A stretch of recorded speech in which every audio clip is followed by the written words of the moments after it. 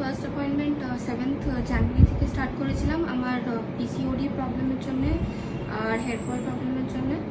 তারপর next appointment 7th ফেব্রুয়ারিতে নিয়েছিলাম। তো পিসিওডি অনেকটা কনসিডারেবলি রিডিউস হয়েছিল, হালকা লিভারের প্রবলেম দেখা দিয়েছিল। কিন্তু এবার নেক্সট অ্যাপয়েন্টমেন্ট এখন 4th মার্চে, এপ্রিলে সরি। আর আমার পিসিওডির প্রবলেম শেষ হয়ে গেছে, লিভারও ঠিক হয়ে গেছে।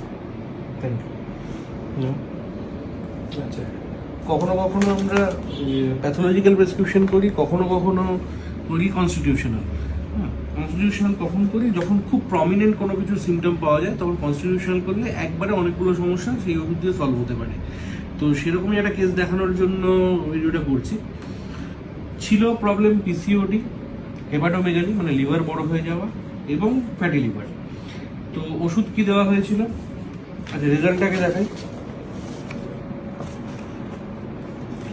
31 দিনে ছিল হেপাটোমেগালি 157 mm এর লিভার, এখন 137 mm। গ্রেড 1 ফ্যাটি লিভার ছিল, ঠিক হয়ে গেছে। পিসিওডির প্রবলেম ছিল, ওভারিয়ান সিস্টের প্রবলেম ছিল, ভলিউমটা আস্তে আস্তে কমেছিল প্রথমে যা ছিল তার তুলনায়। এবারে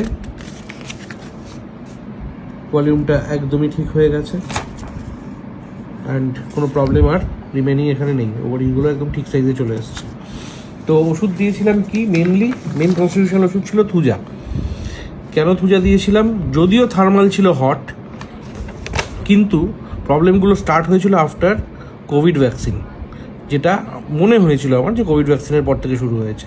so element vaccination best medicine Thuja, লাগাটা পরে দেওয়া ছিল 1M 10M করে, সঙ্গে আমাদের combination ovarian kit, liver tonic একটা ছিল। সো 2 মাসের মধ্যে ফুল কেস কিওর্ড। কেন থুজা দিয়েছিলাম? ভ্যাকসিনেশনের সাইড এফেক্ট কাটানোর জন্য, এবং সেটা কীভাবে প্রুফ হলো সেটা দেখানোর জন্য ভিডিওটা।